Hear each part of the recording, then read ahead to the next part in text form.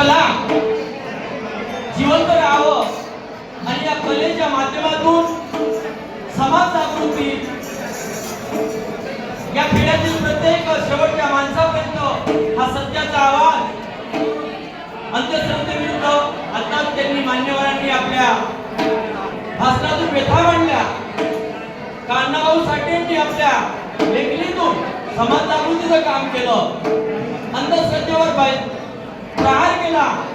महात्मा फुलेंनी सावित्रीबाई फुलेंनी स्त्री शिक्षणाचा पाया रोवला आणि त्याच प्रकारे तो वसा घेऊन आम्ही खेड्यापाड्यातून नागपूर शहरात स्थलांतरित झालो पोटा पाण्याचा प्रश्न मिटवण्यासाठी.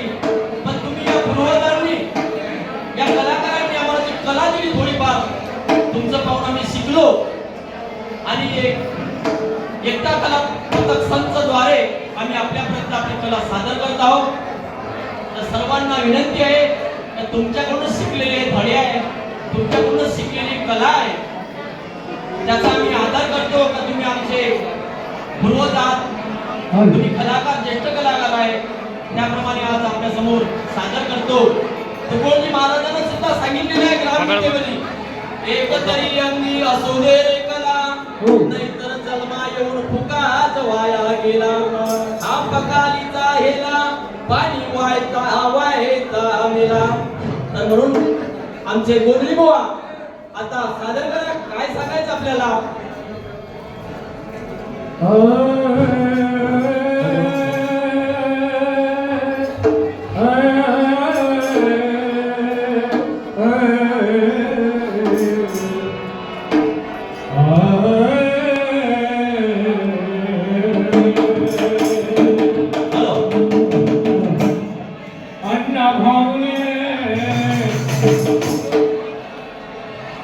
अण्णाभाऊने तुमचा आमचा उद्धार केला आहे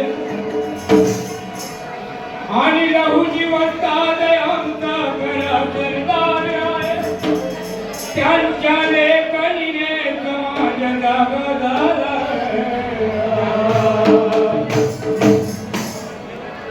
म्हणून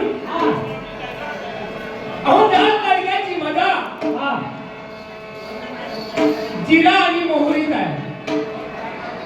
दाल तडक्याची मजा जिरा आणि मोहरीत आहे आणि जीवनसत्वाची बस खोऱ्याच्या खीरीत आहे आणि मुर्द्याला जागं करण्याची ताकद अण्णाभाऊ साठे यांच्या शाहिरीत आहे. आणि मला काय म्हणायचं आहे? काय म्हणायचं? जीवनात मानताला एक छंद पाहिजे आणि गोड निर्मळ फुलाचा सुगंध पाहिजे आणि हल्लीच्या युगात तोंड बंद पाहिजे आणि नरजन्मी आला तरी या गाण्याचा छंद पाहिजे. अहो साहित्यकार आणि लोकशाही अहो साहित्यकार लोकशाही आणि देशोदेशी गाओ ना गाव देशोदेशी गाओ गाव गाजले अण्णाभाऊ साठे गाजले अण्णाभाऊ साठे.